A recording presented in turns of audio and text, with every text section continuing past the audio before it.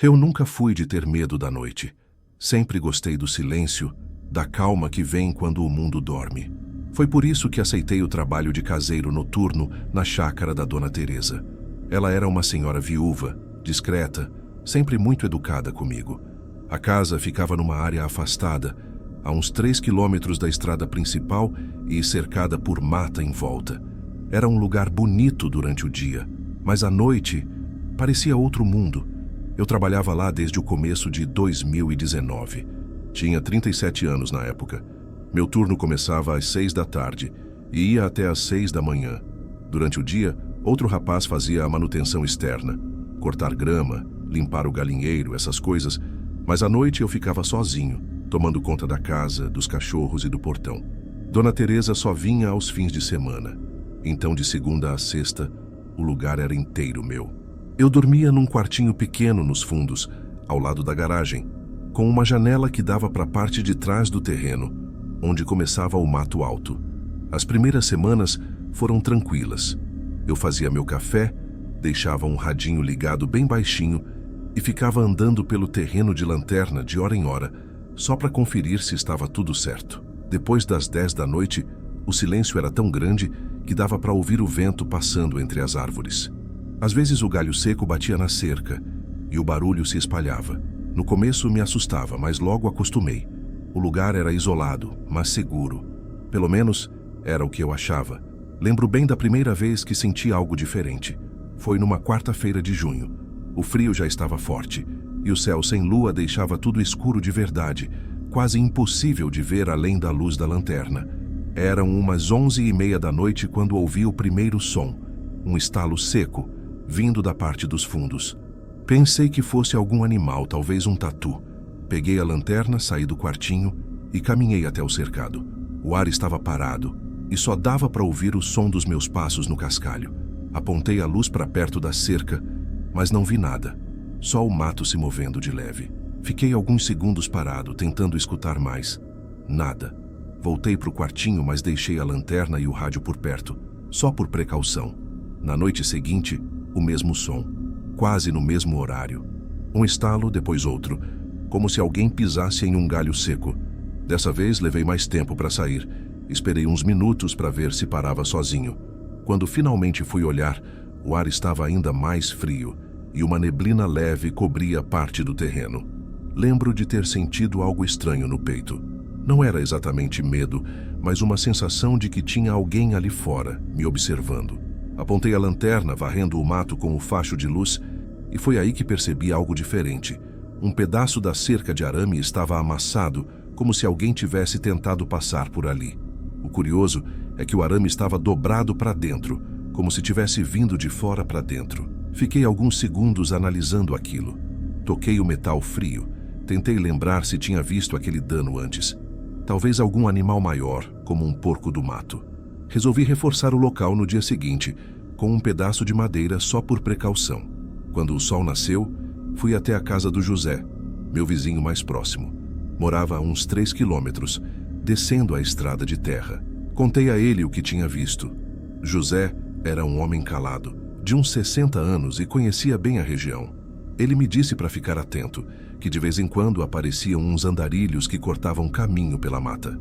Esses caras dormem onde dá, Edivaldo. Se virem luz, acham que é abrigo. Aquilo me tranquilizou um pouco. Só que mesmo assim, à noite o barulho voltou. A partir da sexta-feira, comecei a reparar em outra coisa. O cachorro da Dona Teresa, um pastor alemão chamado Bento, começou a agir estranho. Era um bicho calmo, acostumado comigo, mas naquela noite não quis sair do canil. Fiquei chamando e ele só rosnava baixinho, olhando fixo para a cerca. Dei uma volta completa no terreno e nada. Nenhum sinal de invasão, nem pegadas no barro. Mas o ar estava pesado, sabe? Como se a escuridão tivesse algo escondido dentro dela, observando cada movimento meu. Por volta da meia-noite, decidi entrar na casa principal para verificar as portas. Sempre fazia isso antes de deitar um pouco. Quando passei pela sala, percebi que uma das cortinas estava aberta e eu tinha certeza de que a fechara mais cedo. Fui até lá e vi algo que me fez gelar. No vidro da janela havia marcas de dedos, marcas recentes. Alguém tinha tocado o vidro por fora. provavelmente com as mãos sujas de terra. Senti o estômago revirar. Fechei as cortinas na hora, tranquei a porta e fui até o quartinho pegar o celular. A ligação com a Dona Teresa caiu 2 vezes por causa do sinal fraco, mas consegui avisar que algo estranho estava acontecendo. Ela disse que avisaria o sobrinho para passar lá no fim de semana e verificar tudo comigo. Nessa mesma madrugada, dormi mal. Qualquer ruído me fazia levantar. A cada estalo, o coração acelerava. Acho que só consegui cochilar por volta das 4 da manhã. Quando acordei, o sol já estava nascendo e tudo parecia calmo outra vez. Pensei em desistir do trabalho. Era bom, pagava certo, mas a solidão e aquela sensação constante de ser vigiado estavam me deixando ansioso. Mesmo assim, fiquei. Eu precisava do dinheiro e, no fundo, queria acreditar que estava imaginando tudo. No sábado, o sobrinho da Dona Teresa apareceu, um rapaz chamado Luiz. Andamos juntos pelo terreno, olhamos a cerca, os galpões, tudo. Ele riu quando contei das marcas no vidro. Disse que devia ser algum curioso que passou ali e encostou. Vai ver, era o tal andarilho que o José falou, comentou. Mesmo sem acreditar muito, tentei me convencer disso. Só que à noite, quando Luiz já tinha ido embora, o Bento voltou a rosnar. Dessa vez, ele ficou o tempo todo de pé, olhando para a direção da cerca amassada. Eram quase 2 da manhã quando ouvi algo mais nítido que todos os outros sons daquela semana. Passos. 2 passos lentos, firmes, vindo do mato em direção ao quintal. Apaguei o radinho, desliguei a lanterna e fiquei no escuro total, tentando ouvir. Mais 2 passos. Depois silêncio. O coração batia forte. Respirei fundo, abri a cortina do quartinho bem devagar e olhei para fora. A luz fraca do poste no portão iluminava só até metade do terreno. E na beira da sombra eu vi, juro que vi, o reflexo de algo metálico, como se alguém segurasse um objeto na mão. Quando a luz do poste oscilou e voltou, não havia mais nada ali, mas o cachorro continuava rosnando, encarando o mesmo ponto. Na manhã seguinte, eu ainda sentia aquele peso no peito, o tipo de sensação que não vai embora nem com o sol forte. Tentei agir normalmente. Varri o pátio, alimentei o Bento, conferi o galpão de ferramentas. Só que o tempo todo eu olhava para a direção onde tinha visto aquele reflexo metálico na noite anterior. A grama ali estava levemente amassada e mais perto da cerca encontrei algo pequeno, meio enterrado no barro, um pedaço de pano, como se fosse a borda rasgada de uma camisa. Estava úmido e cheirava a ferrugem. Guardei no bolso, mas não contei para ninguém. Achei melhor observar mais um pouco antes de avisar a Dona Teresa. Durante o dia, o silêncio era até confortável. Mas assim que o sol começou a baixar, tudo dentro de mim começou a mudar. Eu olhava o relógio o tempo todo, contando os minutos até o escurecer, e me perguntava se deveria trancar tudo e passar a noite dentro da casa principal, em vez do quartinho. No fim, decidi ficar onde sempre fiquei. Queria mostrar para mim mesmo que ainda tinha controle da situação. Às 8h30 da noite, preparei café e deixei o radinho ligado na frequência AM, bem baixinho, só para ter alguma companhia. O Bento estava deitado perto da porta, mas cada vez que um grilo parava de cantar, ele levantava a cabeça e olhava para o mato. Perto das 11, ouvi o que parecia ser um sussurro, baixo, longo, vindo de fora. Um som que parecia ser de alguém falando, mas sem palavras claras. A primeira reação foi desligar o rádio, e o som continuou. Era como se alguém murmurasse perto da parede do quartinho. Fiquei completamente imóvel, escutando. O murmúrio parou, e por alguns segundos não se ouvia nada. Depois veio o barulho de passos correndo. Primeiro perto, depois se afastando na direção da cerca. Corri para fora com a lanterna. A luz balançava junto com minha mão trêmula. O feixe alcançou o galpão, o tronco das árvores e, por um instante, o que pareceu uma silhueta atravessando o mato. Não consegui ver o rosto, só o vulto. Era alguém magro, de estatura média, vestindo algo escuro. O cachorro disparou atrás, mas parou de repente, como se tivesse se lembrado de algo que o impedia de avançar. Fiquei parado, tentando decidir se corria atrás ou voltava para dentro. Acabei voltando. Tranquei a porta, empurrei uma cômoda contra ela e sentei no chão, com o coração batendo alto demais. Tentei racionalizar. Talvez fosse um desses andarilhos, ou alguém procurando abrigo.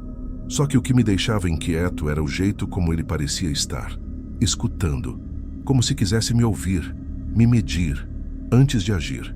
Nas noites seguintes, a coisa foi piorando. O Bento começou a se recusar a sair do canil. Ficava deitado, rosnando baixo, sem coragem de chegar perto da cerca. 3 vezes ouvi barulhos de passos no telhado da casa principal. Eu subia para conferir, e nunca achava nada. Só que as telhas pareciam deslocadas em alguns pontos. Uma madrugada, ouvi batidas fracas na janela da cozinha. 3 batidas pausadas, quase educadas. Quando apontei a lanterna, não vi ninguém. Mas havia uma marca, uma palma de mão suja estampada no vidro. Decidi falar com o José no outro dia. Caminhei os 3 quilômetros até a casa dele pela estrada de terra. Ele ouviu tudo em silêncio, com aquele jeito calmo de quem já viveu coisa demais. Quando terminei, ele só disse: Edivaldo, se fosse bicho, o Bento já tinha pegado. Se fosse andarilho, ele já tinha ido embora. Isso aí, é alguém te estudando. Essas palavras ficaram na minha cabeça o resto do dia. Antes de voltar para a chácara, José me emprestou uma espingarda velha, de cano curto. Disse para eu deixar carregada, só por precaução. Eu nunca tinha usado arma, mas aceitei. Àquela altura, o medo já tinha passado do limite. Naquela noite, o vento estava forte e o barulho da mata parecia mais alto que o normal. Eu deixei todas as luzes da casa acesas e fiquei sentado na cozinha, de frente para a porta dos fundos, com a espingarda encostada no joelho. O relógio marcava 2h17 quando o Bento começou a latir de forma diferente. Não era o latido de alerta comum, era mais baixo, contínuo, nervoso. Corri até a janela e vi algo se movendo perto do portão. A luz do poste piscava, mas deu para ver claramente. Uma figura parada, imóvel, olhando na direção da casa. A distância era grande, uns 30 metros, mas dava para distinguir o formato. Parecia um homem. Estava de cabeça levemente inclinada, como se me observasse com calma. Fiquei parado, sem coragem de acender a lanterna. Depois de uns segundos, ele deu 2 passos para trás e desapareceu na escuridão. Passei o resto da madrugada acordado, tentando ouvir se voltava. Quando amanheceu, encontrei o portão entreaberto.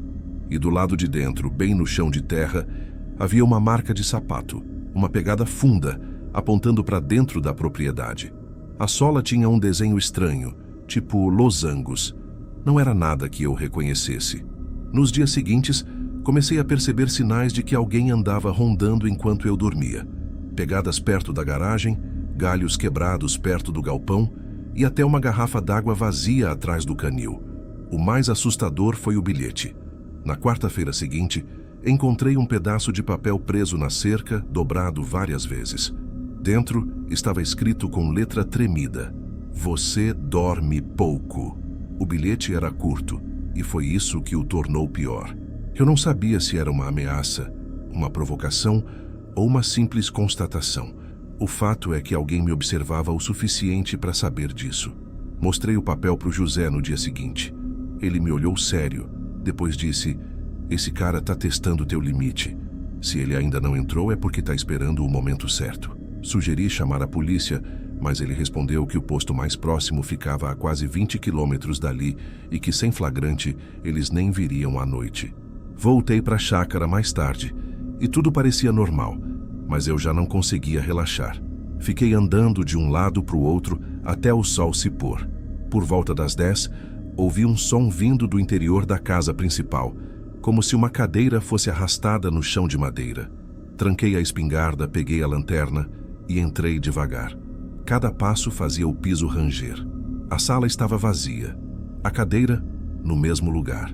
Mas havia algo diferente no ar, como um cheiro de suor misturado com terra. Fui até o corredor e percebi que a janela do quarto de hóspedes estava aberta. Tinha certeza de que a deixara trancada. A cortina balançava com o vento e a tranca pendia partida, como se alguém tivesse forçado para entrar. Minha garganta secou. Fechei a janela e percebi um detalhe que quase me fez largar tudo. Sobre o criado mudo, alguém havia deixado um pedaço de pão mordido. Era recente, dava para ver a marca dos dentes. Saí dali apressado. Levei a espingarda comigo e me tranquei no quartinho dos fundos. O Bento não parava de rosnar. Não consegui dormir nem por 1 minuto. Entre 3 e 4 da manhã, ouvi passos pesados passando perto da janela do quartinho. Passos lentos, arrastados, como se a pessoa quisesse que eu ouvisse. E depois, silêncio absoluto. Fiquei ali, sentado no chão, com o dedo no gatilho e os olhos fixos na porta. O vento parou completamente e o ar parecia preso dentro da garganta. E então, no meio desse silêncio, alguém sussurrou meu nome. Edivaldo. O som do meu nome sussurrado me congelou por completo. Não era imaginação, não era vento. Foi nítido, perto, como se a voz viesse de alguém encostado na parede do quartinho. Fiquei imóvel, respirando o mais devagar que consegui. O coração batia tão forte que eu achava que ele podia denunciar minha posição. A voz não se repetiu, mas eu sentia a presença. Alguém estava ali do lado de fora, ouvindo. Passei uns minutos que pareceram uma eternidade sem me mover. Depois, reuni coragem e peguei a lanterna. Apontei de repente para a janela. Nada. O vidro refletiu apenas meu rosto pálido e a espingarda tremendo nas minhas mãos. Eu precisava fazer alguma coisa. Peguei o celular, mas não tinha sinal. Tentei subir em cima da cama para alcançar o canto da janela, onde às vezes o sinal pegava. Nada. Só a luz fraca piscando. Então, ouvi outro som, mais distante, mais claro. A porta da garagem abrindo. Corri até lá, em silêncio. O barulho do ferro arranhando o chão ecoava pelo pátio. Quando apontei a lanterna, vi a porta aberta até a metade, balançando com o vento. O cadeado estava no chão, partido. O Bento latia desesperado dentro do canil, e eu sabia que algo muito errado estava acontecendo. Respirei fundo, apoiei a espingarda no ombro e me aproximei devagar. A luz da lanterna tremia, projetando sombras que se moviam como se tivessem vida. Entrei na garagem e o cheiro me atingiu. Um cheiro forte de mofo, misturado com algo ácido, quase como suor velho. E foi aí que vi. No canto, entre o trator e o armário de ferramentas, havia um cobertor dobrado sobre o chão. Me aproximei com o coração disparado. O cobertor estava sobre um colchão fino, e ao lado, um copo de plástico, uma garrafa d'água vazia e restos de comida. Aquela pessoa estava dormindo ali, dentro da propriedade, provavelmente há dias. Alguém estava usando a garagem como abrigo, e eu nunca percebi. O barulho de passos atrás de mim me fez girar o corpo na hora. Apontei a lanterna e a espingarda ao mesmo tempo. A luz revelou o rosto de um homem magro, de barba rala e olhar vazio. Ele estava parado a menos de 3 metros com um pedaço de ferro na mão. Por um instante ficamos imóveis, nos encarando. A respiração dele era rápida, ofegante, como a de um animal acuado. Eu tentei falar, mas a voz saiu trêmula. "Quem é você? O que está fazendo aqui?" Ele não respondeu. Deu um passo à frente e a luz revelou melhor o rosto dele. Era sujo, marcado de cicatrizes, e o canto da boca tremia. O olhar não era de raiva. Era pior. Era um olhar vazio, sem qualquer emoção. "Eu só quero que você vá embora daqui", disse, tentando manter o tom firme. Mas ele continuou se aproximando. Dei 2 passos para trás e apontei a espingarda para o peito dele. "Para aí, eu tô armado." Ele parou. Ficou olhando para mim, respirando fundo, como se tentasse entender se eu teria coragem de atirar. Então sussurrou de novo. "Você dorme pouco. Não é justo." Foi nesse momento que eu reconheci a voz. Era a mesma que me chamou pelo nome lá fora. Meu dedo estava tremendo no gatilho, mas eu não queria atirar. Só queria que ele fosse embora. De repente, ele se moveu rápido, ergueu o ferro e veio para cima. O instinto falou mais alto. O disparo ecoou alto, ensurdecedor. O corpo dele caiu para trás, batendo contra o chão da garagem. O cheiro de pólvora misturado com o de sangue me fez quase vomitar. Fiquei alguns segundos sem entender o que tinha feito. O Bento latia sem parar. A lanterna rolou para o canto, iluminando o rosto do homem. Os olhos abertos, fixos em mim. Corri até o portão e liguei para a polícia assim que consegui sinal. A voz do atendente soava distante, como se viesse de outro mundo. Contei tudo de forma atropelada, e eles disseram que mandariam uma viatura. Demorou mais de 40 minutos para chegarem. Nesse tempo, fiquei sentado do lado de fora com a espingarda no colo, olhando para a escuridão. A madrugada inteira parecia parada. Nenhum grilo, nenhum vento. Quando os faróis apareceram na estrada, quase chorei de alívio. Os policiais revistaram o corpo e encontraram uma pequena bolsa com algumas roupas e documentos velhos. O nome dele era Nilson. Morava a pouco mais de 20 quilômetros dali, em um bairro na periferia da cidade. Segundo o registro, tinha passagem por invasão de propriedade e ameaça. Um dos policiais disse que, provavelmente, ele vinha observando o lugar há semanas antes de tentar se instalar ali.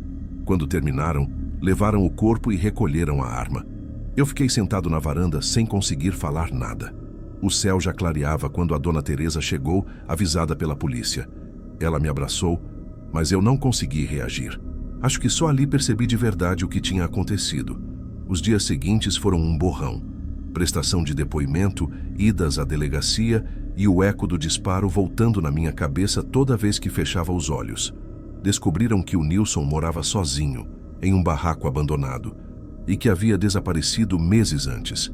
Alguns vizinhos contaram que ele falava coisas desconexas, que acreditava que as pessoas o espionavam pelas janelas. Não sei se isso me fez sentir mais pena ou mais medo. Depois do ocorrido, não consegui continuar trabalhando lá. Mesmo de dia, a chácara parecia ter mudado. O silêncio que antes era tranquilo agora era pesado, sufocante. O Bento parou de comer por uns dias. Ficava deitado no canil, como se ainda esperasse ouvir passos. Na última vez que estive lá, ajudei a dona Teresa a empacotar algumas coisas. Ela também decidiu vender o lugar. Enquanto colocávamos as caixas na caminhonete, fui até a garagem uma última vez. As marcas do sangue ainda estavam ali, mesmo depois de limparem. E no canto onde o colchão havia ficado, encontrei algo que os policiais não tinham visto. Uma pequena caderneta. As páginas estavam sujas, mas dava para ler. Eram anotações curtas, escritas com letra apressada. Coisas como: ele dorme tarde. Hoje fez café às 21h30. Falou com o cachorro. Tem medo de olhar para o mato. E a última anotação, datada 2 dias antes do tiro. Hoje ele vai me ver. Fechei o caderno e o deixei lá. Não quis saber mais nada. Voltei para a cidade e fiquei semanas sem dormir direito. Cada som noturno me fazia lembrar daquela voz sussurrando meu nome. Mesmo agora, quando o vento bate na janela do meu apartamento, eu ainda me pego travado esperando ouvir de novo aquele sussurro. Nunca mais consegui trabalhar à noite. Nunca mais consegui ficar sozinho em silêncio. E às vezes, quando olho no espelho, acho que vejo o reflexo do portão da chácara atrás de mim. Como se ainda houvesse alguém ali, parado, me observando. Mas o pior de tudo não é a lembrança. O pior é o pensamento que às vezes me vem, bem rápido, antes de eu conseguir afastar. Se ele estava dormindo na garagem há dias, quantas vezes ele me viu dormir também? Gostou do relato? Comente de que cidade está assistindo e se inscreva no canal. Agora vamos continuar com essas histórias arrepiantes.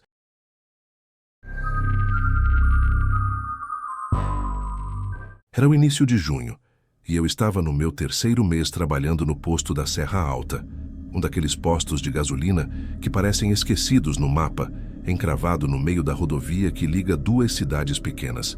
Meu turno começava às 10 da noite e ia até às 6 da manhã. O dono dizia que o movimento noturno era quase nulo, mas o salário compensava o isolamento. Eu aceitei porque precisava do dinheiro, e também porque, de certa forma, sempre gostei do silêncio da madrugada. O posto tinha 3 bombas de combustível, uma pequena loja de conveniência e uma área coberta com bancos de ferro. Do outro lado da rodovia, só havia mata fechada. Não havia casas nem luzes por perto. Às vezes, caminhoneiros paravam para dormir no estacionamento ou para comprar café. Fora isso, o lugar era só meu e do som constante dos grilos. Durante o turno, eu me comunicava por rádio com a Maíra, a gerente do posto. Ela ficava de casa, monitorando as câmeras pelo celular, mais por precaução do que por necessidade. Era uma mulher calma, sempre perguntando se eu estava bem, se não precisava de nada. Às vezes, nos primeiros dias, eu deixava o rádio aberto só para ouvir a voz dela. Era estranho o quanto aquele silêncio podia parecer pesado. As primeiras horas da noite eram tranquilas. Eu tinha um ritual. Limpava as bombas, conferia o caixa, ligava o aquecedor da loja e fazia café. Costumava anotar tudo no caderno de turno, inclusive coisas que ninguém me pedia, tipo 23h35, carro prata abasteceu e foi embora sem falar nada. Ou 00:20, vento forte, luz piscando. Maíra ria das minhas anotações, mas dizia que gostava da minha atenção aos detalhes. Naquela noite chovia fino. O relógio marcava 23:52 quando o primeiro carro apareceu. Um sedã preto, vidros escuros. Ele parou perto da bomba 2, mas ninguém desceu. Esperei alguns segundos, depois bati na janela. O vidro abaixou só o suficiente para que eu ouvisse uma voz masculina. Completa o tanque. Gasolina comum. O rosto do homem mal aparecia, só um reflexo do painel interno. Fiz o serviço, entreguei o troco e ele foi embora sem olhar para mim. Achei estranho, mas não incomum. Às vezes os viajantes estavam cansados, irritados ou simplesmente não queriam conversa. Pouco depois da 1 da manhã, o rádio chiou com a voz de Maíra. Isaac, tudo tranquilo aí? Tudo sim, só um carro passou até agora. Beleza. As câmeras estão meio com interferência por causa da chuva, mas qualquer coisa me chama. Fiquei ali, ouvindo o barulho da chuva nas telhas e o zunido do poste de luz. A energia oscilava às vezes, deixando o letreiro do posto piscando. Eu já estava acostumado. Mas por volta das 2 da manhã aconteceu algo que, na hora, me pareceu apenas um incômodo menor. Eu estava na loja, sentado atrás do balcão, quando ouvi uma batida seca na parede lateral, como se alguém tivesse jogado algo contra o metal. Saí para olhar. Nada. Nem carro, nem vento forte o suficiente. A chuva tinha parado. Caminhei até os fundos, onde havia uma cerca de arame separando o terreno do matagal. Só o som distante dos grilos e o cheiro de terra molhada. Voltei para dentro e tentei me convencer de que talvez algum galho tivesse caído. Mas algo me incomodava. A sensação de que, enquanto eu estava lá fora olhando, alguém podia estar observando de dentro da loja. Liguei o rádio. Maíra, você tá me vendo aí nas câmeras? Tô sim, por quê? Achei que tinha ouvido uma batida, mas não vi nada. Pode ser o vento batendo na placa. A chuva parou, mas o vento tá forte aí, né? Assenti, mesmo sabendo que o vento não soava assim. Ainda assim, deixei pra lá. Por volta das 3 da manhã, resolvi fazer outro café. Enquanto a cafeteira chiava, percebi algo na janela da loja. Uma marca de mão. Não era recente, parecia velha, manchada, mas nunca tinha reparado nela antes. A impressão era de dedos longos marcados por sujeira. Tentei limpar, mas o vidro parecia embaçado do lado de fora. Fiquei parado olhando aquela marca por tempo demais, até que o rádio estalou de novo. Isaac, tá tudo certo? Perguntou Maíra. Você ficou meio parado na câmera. Tudo certo, só vi uma marca na janela, achei estranho. Marca? Uma mão. Deve ser coisa antiga, mas parece recente. Você quer que eu ligue pro dono? Não, não precisa. Tá tranquilo. Mas não estava. Pouco depois das 3:30, o farol de um carro iluminou a pista. Achei que era mais um caminhoneiro, mas o veículo diminuiu. Parou do outro lado da estrada e ficou ali, com os faróis apontados para mim. Esperei alguns segundos, mas ninguém atravessou. Fui até a porta meio hesitante. O carro ficou ali por talvez 1 minuto. Depois apagou os faróis. As luzes internas não acenderam. Não ouvi porta abrindo. E então o motor ligou e o carro partiu, sumindo na curva. Anotei no caderno. 3:42. Carro parado do outro lado ficou observando. Fiquei com aquela sensação incômoda de ser o único acordado num mundo inteiro dormindo. Cada som, o tic-tac do relógio, o estalo do telhado, parecia alto demais. Às 4:20, fui até o banheiro dos fundos. Quando voltei, percebi que uma das portas de vidro da loja estava destrancada. Tinha certeza de que eu a trancara no início do turno. Fui até lá, travei a fechadura de novo e tentei rir de mim mesmo. O cansaço podia estar me confundindo. Mas ao virar para o balcão, algo me gelou. A marca da mão na janela não estava mais lá. O vidro estava completamente limpo, seco. Peguei o rádio. Maíra, consegue ver a loja pelas câmeras agora? Consigo, mas a imagem tá meio travando. Tá tudo bem? A mão na janela sumiu. Sumiu? Sim, eu não limpei. Só desapareceu. Silêncio. Depois, a voz dela veio mais baixa. Isaac, fica dentro da loja. Fecha as portas e não sai até o amanhecer. O jeito que ela disse aquilo me fez gelar. Por quê? Porque Acho que tem alguém andando atrás do posto. Eu vi uma sombra se movendo rápido na câmera dos fundos, mas agora o sinal caiu. Olhei pela janela, tentando enxergar algo no escuro. Só a neblina e o brilho pálido do letreiro piscando. Foi nesse momento que ouvi passos. Passos molhados, lentos, vindo do lado da loja. Os passos eram pesados, arrastados, como se alguém estivesse caminhando sobre o cascalho encharcado. Eu fiquei imóvel só ouvindo. 3 passos. Depois silêncio. Outro passo. Parecia estar circulando a loja lentamente. Peguei a lanterna que ficava sob o balcão e desliguei as luzes internas. O vidro refletia demais e eu precisava enxergar lá fora. A escuridão do lado de fora era quase sólida, o tipo de breu que engole o feixe de luz da lanterna em poucos metros. Falei baixo no rádio. Maíra, você ainda tá aí? Tô. Não sai da loja, Isaac. Eu tô tentando reconectar a câmera dos fundos. Você acha que é alguém? Eu vi movimento. Pode ser um animal, mas parecia grande demais. Meu coração batia alto o suficiente para eu ouvir o som dentro da cabeça. Caminhei até a porta e travei a trava adicional de ferro. A loja tinha 3 acessos: a porta principal, a lateral que dava para o estacionamento e a dos fundos, que levava a um pequeno depósito. Todas trancadas. Pelo menos era o que eu achava. Os passos cessaram de repente, e foi aí que percebi outro som mais baixo vindo da lateral, algo como o rangido metálico do portão que cercava os fundos. Um som seco de arame sendo forçado. Apontei a lanterna naquela direção. Nada. Só o vento balançando a placa do posto, como Maíra tinha sugerido mais cedo. Mas dessa vez o som era diferente, mais ritmado. Maíra, você consegue ver o portão agora? Perguntei. Ainda não, tá tudo travando.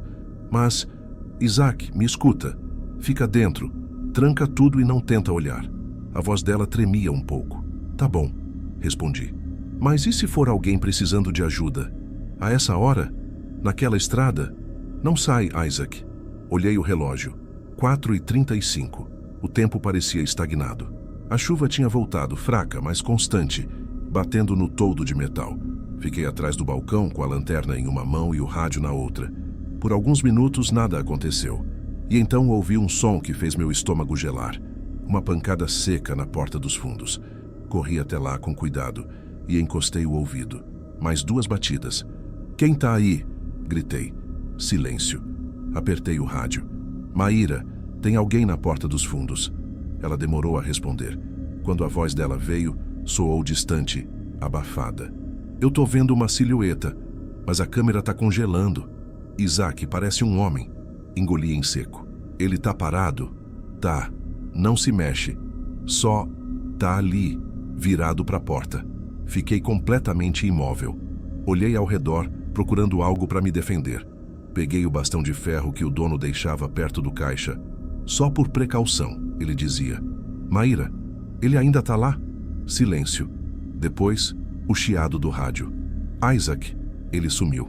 Fui até a porta principal e olhei pela janela. Nada na frente do posto. O estacionamento vazio, a estrada deserta. Mas algo estava errado. A lixeira que ficava ao lado da bomba 3 estava virada.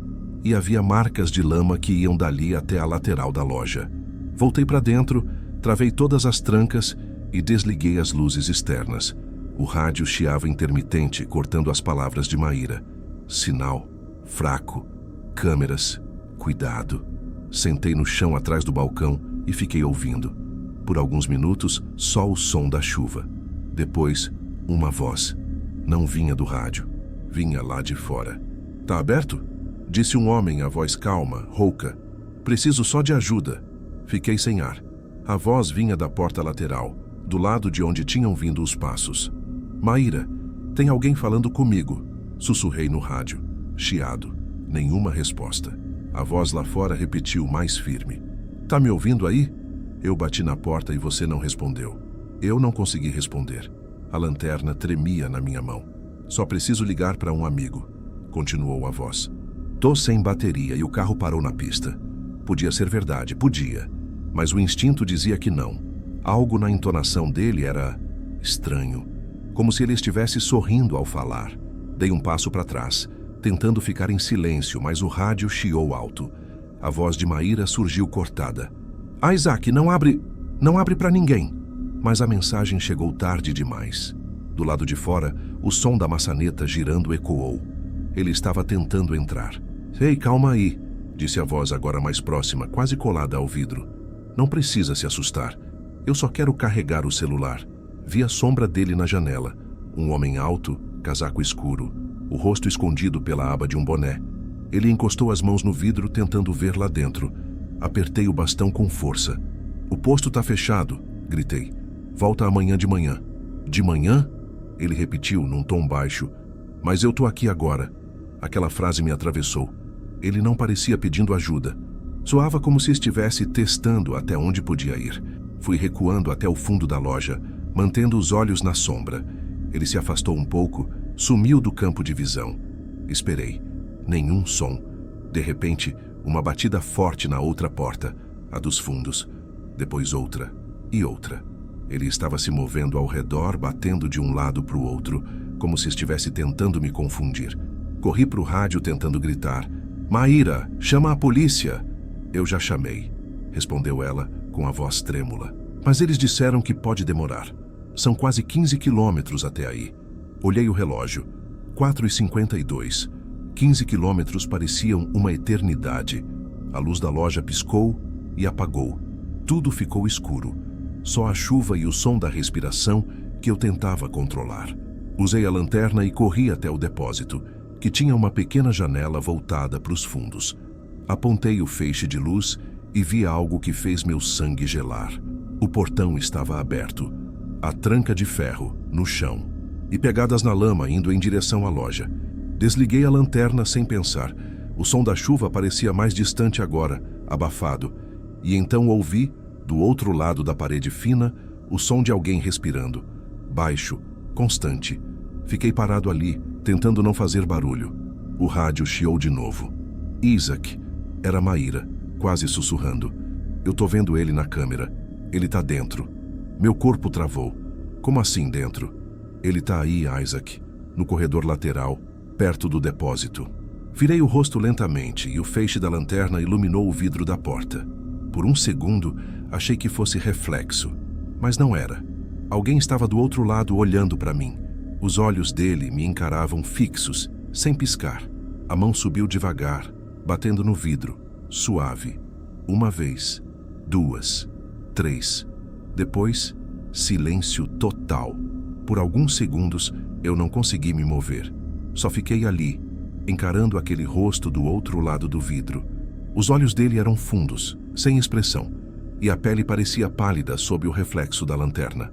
O vidro embaçava a cada respiração dele, lenta, constante, como se quisesse me mostrar que não estava com pressa.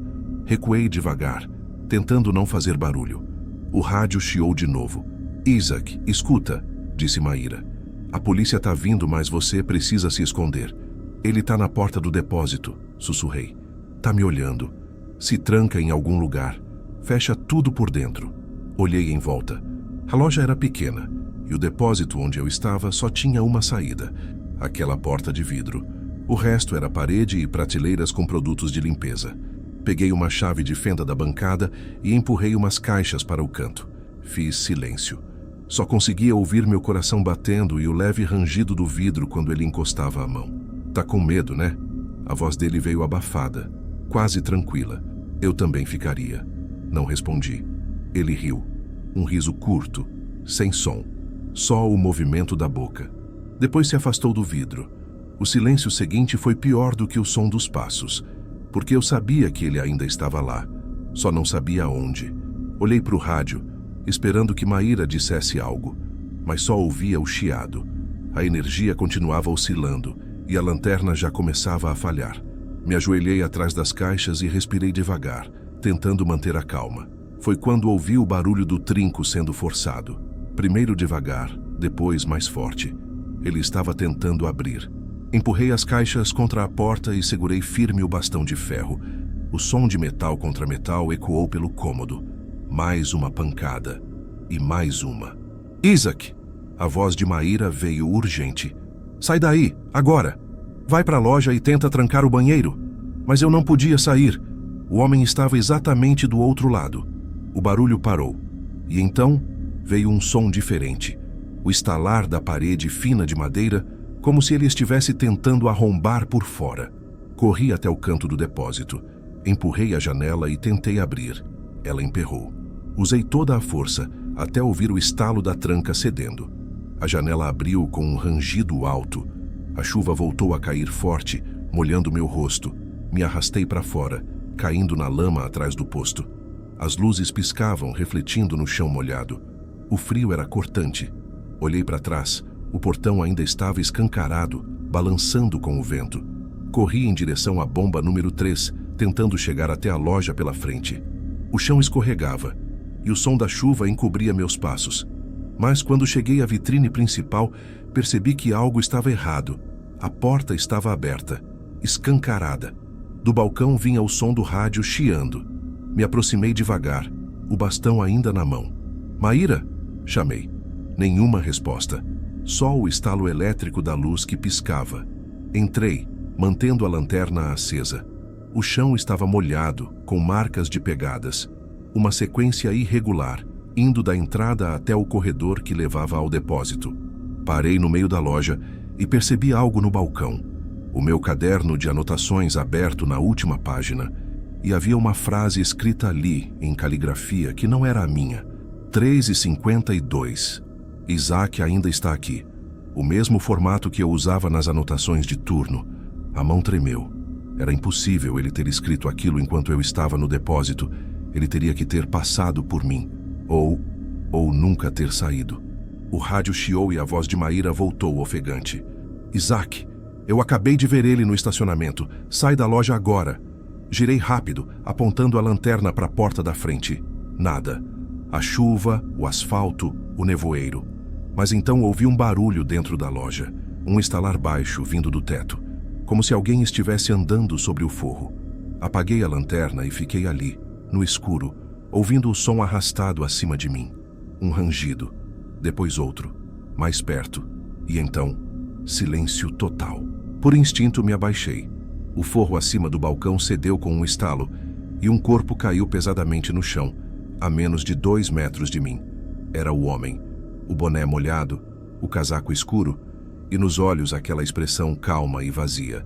Ele se levantou devagar, como se nada tivesse acontecido. Eu me ergui segurando o bastão com as 2 mãos. "Eu pedi só para carregar o celular", disse ele, a voz serena, quase decepcionada. Dei um passo para trás, procurando uma rota de fuga, mas ele avançou. Tentei bater, acertei o ombro dele. Ele caiu sobre o balcão, derrubando o rádio. O chiado encheu o ar. Corri para fora, tropeçando nas bombas. Ele vinha atrás, cambaleando, mais rápido o suficiente para não me dar tempo de pensar. Fui direto para o estacionamento, procurando qualquer luz, qualquer farol. A chuva caía com força, e por um segundo achei que ele tivesse parado de me seguir. Virei, ofegante. Nada. Só a estrada. E então vi algo que me confundiu. O mesmo sedã preto da noite anterior, estacionado do outro lado com os faróis apagados. Me aproximei um pouco, tentando ver se havia alguém dentro. As janelas estavam fechadas e o interior escuro. Mas havia algo no banco do passageiro. Um crachá plastificado com o logotipo do posto. Peguei o crachá. O nome impresso nele fez meu estômago revirar. Rubens, turno noturno. Atrás, uma data. Fevereiro do ano passado. A chuva abafava qualquer som. Voltei o olhar para a loja. O homem não estava mais lá, só a porta balançando com o vento. Ouvi o rádio chiando de novo. "Isaac, a polícia acabou de chegar na entrada da rodovia. Eles vão demorar alguns minutos para alcançar o posto. Se tranca em algum lugar, por favor", disse Maíra, quase gritando. Mas eu não conseguia responder. Meus olhos ainda estavam presos naquele crachá, naquela data. Fevereiro do ano passado. Rubens. Lembrei do dono comentando semanas antes sobre um frentista que tinha trabalhado no turno da noite e desaparecido sem deixar rastro. Achei que era só conversa para assustar novato. Guardei o crachá no bolso e comecei a andar em direção à pista. O farol de um carro apareceu ao longe, talvez a polícia. Mas antes que eu pudesse acenar, ouvi uma voz atrás de mim, calma, quase sussurrada. "Esqueceu de trancar a porta de novo, Isaac." Virei. Ele estava parado na entrada da loja, o corpo parcialmente na sombra. a chuva escorrendo pelo rosto. Por instinto, corri em direção à estrada. Ouvi ele vindo atrás, passos firmes na lama. O carro da polícia se aproximava, mas ainda distante. Corri até o meio da pista, ofegante, gritando e acenando. As luzes azuis surgiram por um instante, e então, tudo escureceu. Quando abri os olhos, estava sentado na ambulância, coberto por um cobertor. Um dos policiais me explicou que encontraram a loja revirada e sinais de arrombamento. Nenhum sinal do homem, nenhuma pegada, nada além das minhas. Perguntaram se eu tinha certeza de que não era alucinação causada pelo cansaço. Eu não respondi. Dias depois, o dono do posto me ligou. Disse que a polícia tinha revisto as câmeras da noite, mas só aparecia eu, andando, trancando as portas, olhando pelas janelas. Nenhuma outra figura, nenhum intruso. Eu pedi demissão no mesmo dia.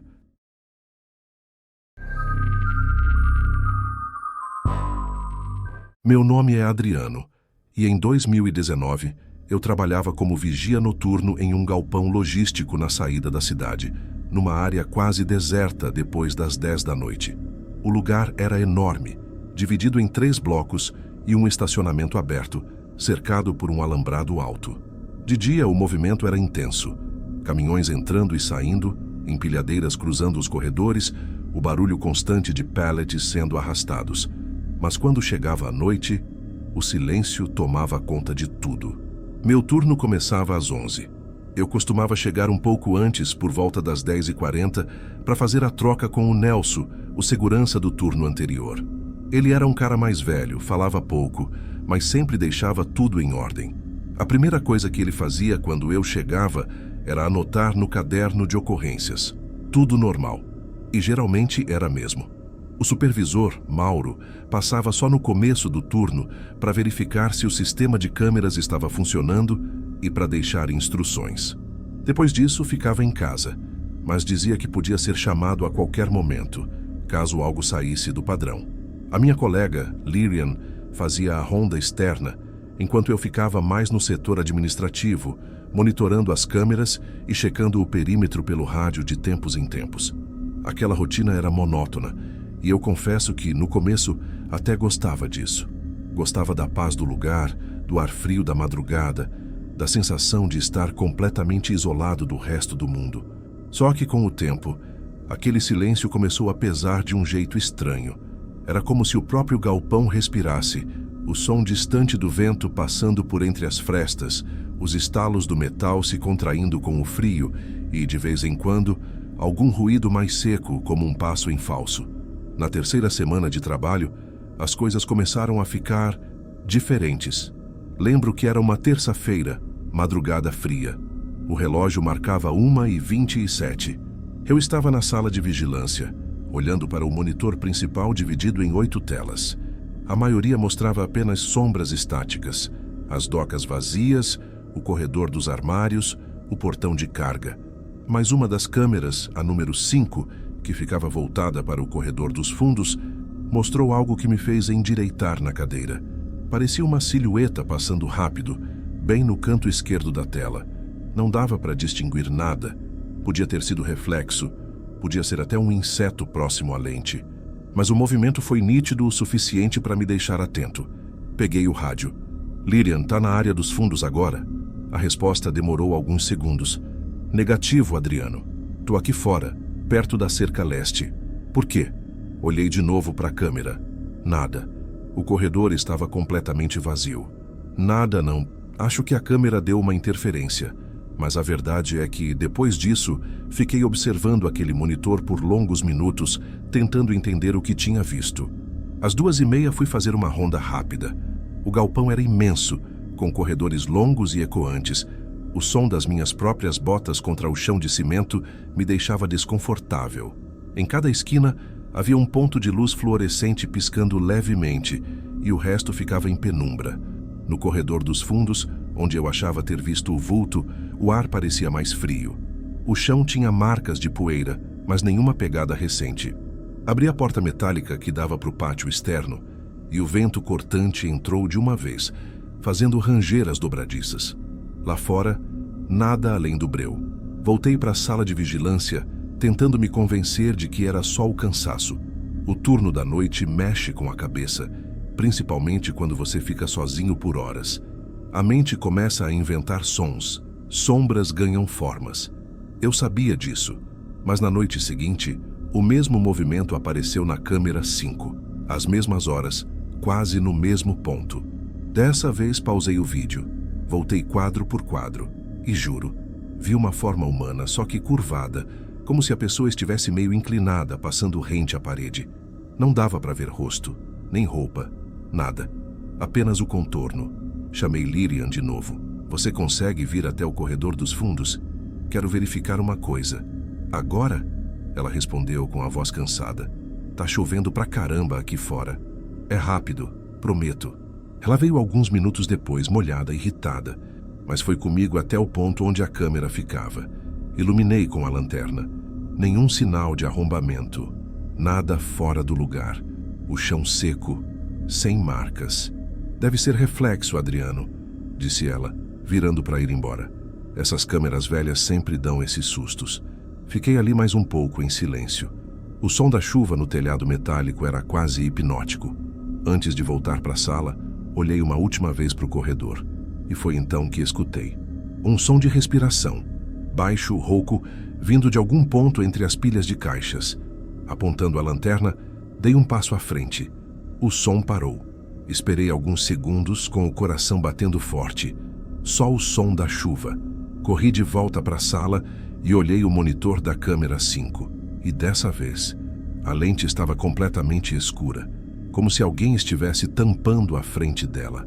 Chamei Lirian no rádio, mas ela não respondeu. Esperei alguns segundos e tentei de novo. Silêncio. Aquele tipo de silêncio pesado que parece ter som próprio. Uns 5 minutos depois, ela apareceu na porta, assustada. O que foi? Tava tentando te chamar. Meu rádio ficou mudo. Ela respondeu. Achei que fosse a pilha, mas tá normal. Voltamos a olhar as câmeras.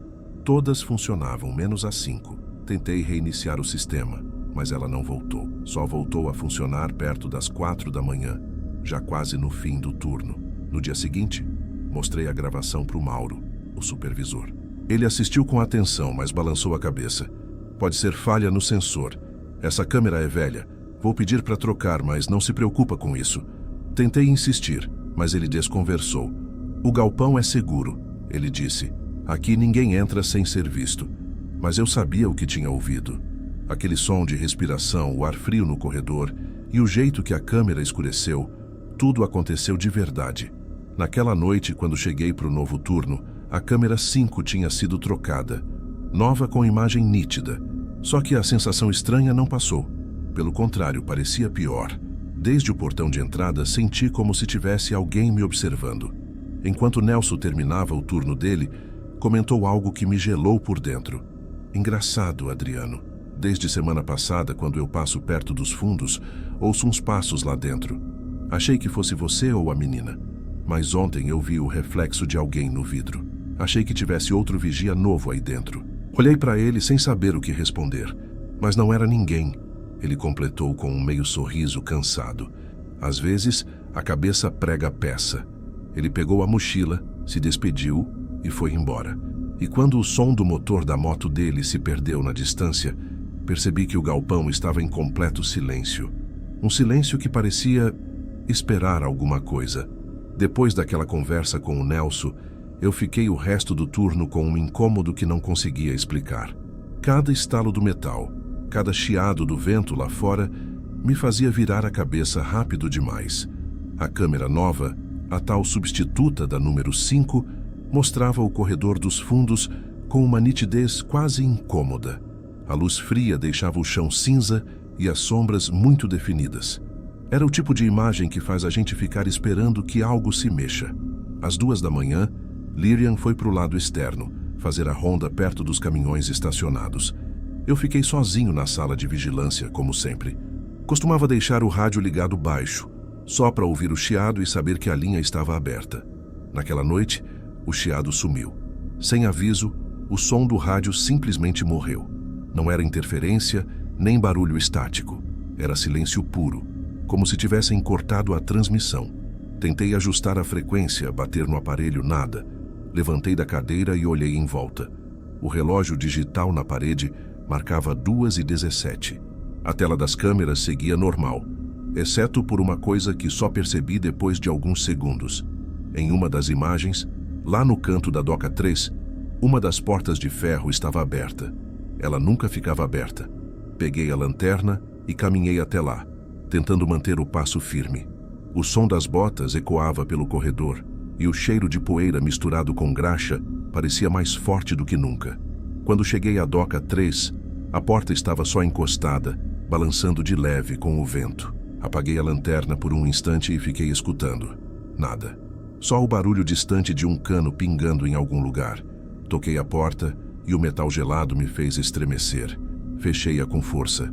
Travei o cadeado e voltei andando rápido. Mas quando passei pelo corredor dos fundos, aquele da antiga câmera 5, senti algo mudar no ar. Sabe quando o ambiente parece diferente, mais denso, como se o som ficasse abafado? Foi isso. No meio do corredor, o rádio que estava preso no meu cinto chiou de novo. Adriano. A voz era da Lyrian, mas distorcida, com um ruído estranho. Peguei o rádio. Fala, Lyrian. Tava sem sinal. Silêncio. Lyrian. O som voltou, mas agora era como se alguém respirasse próximo demais do microfone. Um som áspero, ofegante. Lyrian, responde! Falei mais alto. Nada. Corri de volta para a sala de vigilância e olhei as câmeras. Vi Lyrian no pátio, parada. A chuva caía fina e ela estava virada de costas para a câmera, completamente imóvel. A imagem tremia um pouco por causa do vento e por um momento achei que fosse ilusão, mas juro que ela parecia estar olhando para algo lá no fundo, além do muro. Peguei o rádio outra vez. Lyrian, me escuta? Dessa vez a voz dela voltou normal, como se nada tivesse acontecido. Tô escutando sim. Tava verificando o portão leste. Por quê? Você ficou parada por quase 1 minuto. Não parei, não. Ela respondeu. Tô andando desde que saí daqui. Aquilo me gelou. Eu estava olhando para ela na câmera. Ela estava parada. Pensei em avisar o Mauro, mas ele odiava ser acordado de madrugada. E se fosse só um erro no sistema de gravação ou um pequeno atraso no vídeo, resolvi esperar. Às 3h40, Lyrian voltou para dentro. Disse que tinha ouvido algo estranho perto da cerca, um tipo de arranhar de metal. Fomos até lá juntos, mas não encontramos nada além de umas marcas escuras no chão, como se alguém tivesse arrastado algo pesado para fora do galpão. Devem ser pneus de carrinho, eu disse, tentando me convencer. Ela assentiu, mas dava para ver no rosto dela que pensava o mesmo que eu. Aquilo não parecia marca de roda. O resto da madrugada foi lenta, mas estranhamente tensa. O vento parou, a chuva cessou e o galpão ficou completamente quieto. Um silêncio tão absoluto que eu podia ouvir o som da minha própria respiração. Por volta das 5 da manhã, quase no fim do turno, Lyrian saiu para fumar do lado de fora. Eu fiquei terminando o relatório, escrevendo nada fora do comum. Menti. Aí o monitor principal piscou. Um rápido apagão de menos de 1 segundo e quando voltou, todas as câmeras mostravam estática. Tentei reiniciar o sistema. Nada. O botão de energia parecia morto. E foi nesse instante que ouvi o barulho. Um tum seco vindo de dentro do galpão. Depois outro, como se algo tivesse caído. Peguei a lanterna e segui o som, que vinha da ala das prateleiras. Cada passo meu parecia ecoar alto demais. Quando cheguei lá, notei que uma das caixas grandes, aquelas de madeira lacradas, estava caída de lado. A tampa tinha sido arrancada. Dentro, só peças metálicas. Nada demais. Mas o estranho era a marca no chão, do tamanho de uma mão. Só que não parecia uma mão normal. Era comprida, fina, como se os dedos fossem mais longos que o normal, arrastando o pó. Voltei para a sala, o coração acelerado. Liguei o rádio. Lyrian, volta para dentro agora. Tô voltando. O que houve? Ela respondeu. Tem alguém aqui dentro. Fiquei olhando as telas tentando fazer as câmeras voltarem. Uma delas, a número 3, deu sinal por um instante. Mostrou o corredor dos fundos. E lá estava ele. Um homem parado bem no meio do corredor, de costas para a câmera. Ombros curvados, cabeça baixa. Não dava para ver o rosto, mas o modo como ele estava imóvel era o que mais assustava. Ele não parecia perdido, nem tentando se esconder. Ele sabia que estava sendo visto. A imagem travou ali, congelada. Saí correndo em direção ao corredor, lanterna na mão, a respiração pesada. Quando virei a esquina, o corredor estava vazio. Nenhum som, nenhuma pegada. A única coisa diferente era o ar, frio, parado. Lyrian chegou logo depois, pálida. "O que foi isso?" perguntou. "Tinha alguém aqui dentro, eu vi nas câmeras." "Você tá certo disso?" "Eu vi. Um homem. Ficamos um tempo ali, olhando para o corredor, sem coragem de nos mover. Depois voltamos para a sala de vigilância e tentamos ver as gravações. Nenhum registro. As câmeras haviam gravado normalmente até às 5h20.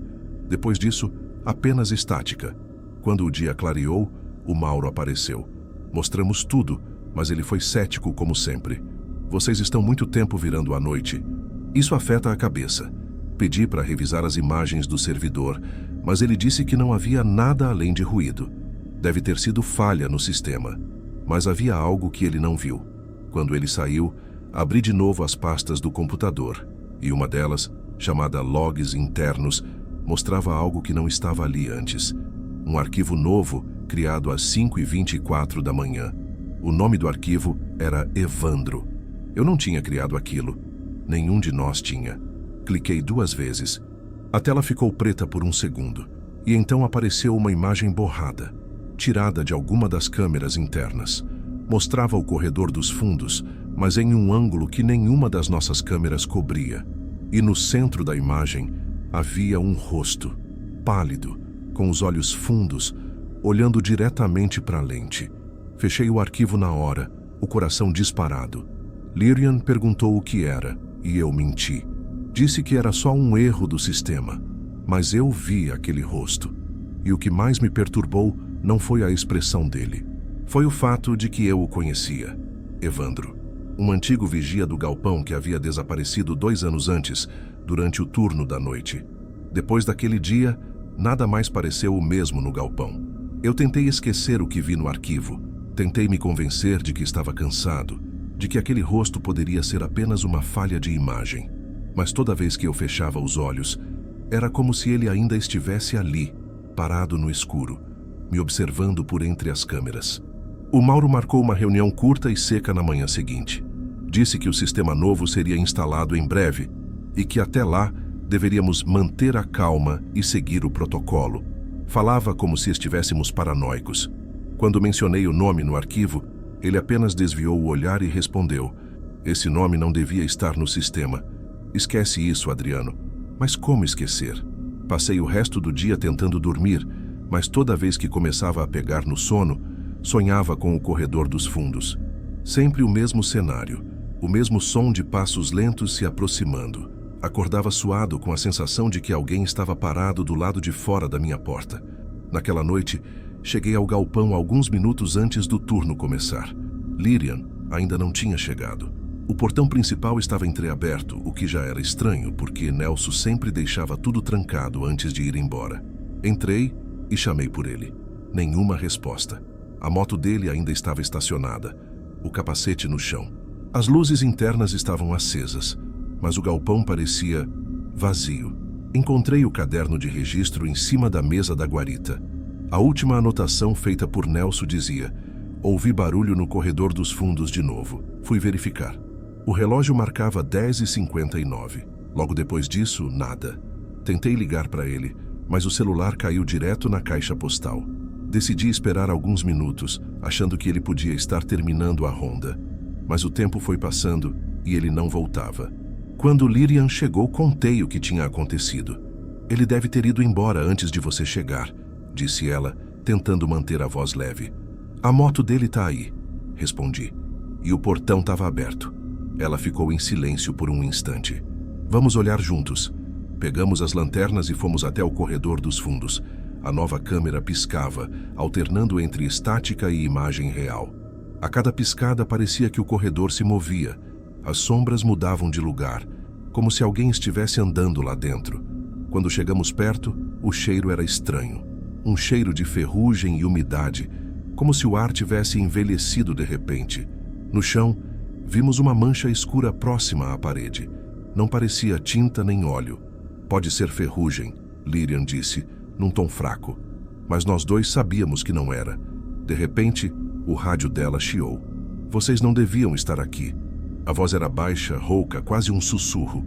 Lyrian me olhou pálida. Foi você? Eu nem toquei no rádio. O som repetiu agora mais claro.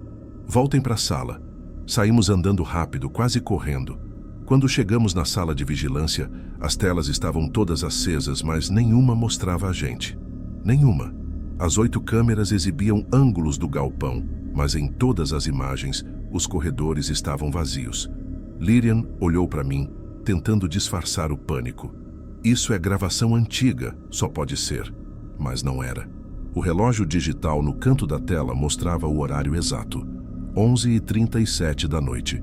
Enquanto tentava entender o que estava acontecendo, notei algo no fundo de uma das telas. Na câmera 2, a que ficava perto da guarita, havia uma silhueta parada exatamente onde deixei o capacete de Nelson. Um homem imóvel, virado para a câmera. A imagem tremia, mas era possível ver o contorno do rosto. Era ele. O mesmo rosto do arquivo. Evandro. Lyrian deu um passo para trás, cobrindo a boca com a mão. Adriano, o que é isso? Eu não sei. Antes que eu pudesse fazer qualquer coisa, as luzes do galpão se apagaram de uma vez. Ficamos só com o brilho fraco das telas. Do lado de fora, o vento começou a bater forte nas chapas metálicas. Um som surdo, repetido como batidas. Tum, tum, tum. Mas não vinha do vento. Era cadenciado, ritmado, como passos pesados atravessando o corredor. Corri até a porta, fechei por dentro. O som ficou mais próximo. Tum, tum. Até que parou bem atrás da parede da sala. O rádio em cima da mesa chiou de novo. Ele nunca foi embora, Lyrian gritou, derrubando a cadeira. Eu peguei a lanterna e apontei para a porta. Por um segundo, o silêncio voltou. E então algo raspou a maçaneta. Lento, deliberado. Adriano, ela sussurrou. Tem alguém ali. Fica atrás de mim. A maçaneta girou devagar, mas a tranca segurou. Eu dei 2 passos para trás, o coração disparado, e ouvi o barulho de algo arranhando a porta de cima a baixo. A madeira vibrava sob a pressão e um som de respiração profunda atravessava a fresta. Ele nunca foi embora. A voz não vinha mais do rádio, vinha dali, do outro lado da porta. As luzes voltaram de repente e o som cessou. Corri para abrir, contra todo o instinto, e apontei a lanterna pelo corredor. Nada, nenhum sinal de ninguém. Mas o chão tinha marcas, como se algo pesado tivesse sido arrastado de um lado para o outro. Ficamos acordados até o amanhecer. Nenhum som, nenhuma movimentação. Quando Mauro chegou, encontrou a gente ainda trancados na sala, pálidos. Contamos tudo, mas ele apenas olhou para nós com uma expressão estranha, quase de pena. Eu devia ter contado antes, ele disse, sentando-se. Evandro trabalhou aqui, sim, mas o que aconteceu com ele não foi acidente. Ficamos em silêncio. Ele continuou. Disseram que ele surtou. Começou a ver coisas nas câmeras, a achar que alguém andava pelo galpão quando não havia ninguém. Uma noite, o colega dele o encontrou trancado na sala, falando sozinho. Quando arrombaram a porta, ele já tinha sumido. Nunca encontraram o corpo. E o arquivo no sistema? Perguntei. O nome dele ainda está lá. Mauro balançou a cabeça. Não devia estar. Eu mesmo apaguei há meses. Ele saiu para checar o pátio e quando voltou, estava pálido. A moto do Nelson sumiu. Fomos até a guarita. O capacete não estava mais lá. Nenhum rastro de pneu, nenhuma marca de saída no portão. Só o som distante do vento. Naquela tarde, pedi demissão. Lyrian também. O Mauro não tentou nos impedir. Ele só disse, antes de eu sair, o turno da noite costuma deixar marcas. 2 semanas depois, recebi uma ligação da empresa. A voz do novo segurança era tensa. Você é o Adriano, né? Trabalhou aqui há pouco tempo? Sim. Quem fala? Meu nome é Jonas. É que tem uma coisa estranha acontecendo. O que aconteceu? Ele hesitou antes de responder. Tem um arquivo no computador com o seu nome, criado hoje às 2 da manhã. A ligação caiu logo em seguida. Tentei retornar várias vezes, mas ninguém atendeu. Na manhã seguinte, o número não existia mais. Nunca voltei lá. Mas às vezes, quando fico acordado até tarde e olho para o monitor do meu computador, tenho a sensação de que há um reflexo por trás da tela. Como se alguém observasse do outro lado, imóvel, esperando. E o pior é que, em uma madrugada dessas, o cursor do meu mouse começou a se mover sozinho. Abriu a pasta de vídeos. Criou um novo arquivo. O nome: Evandro.2.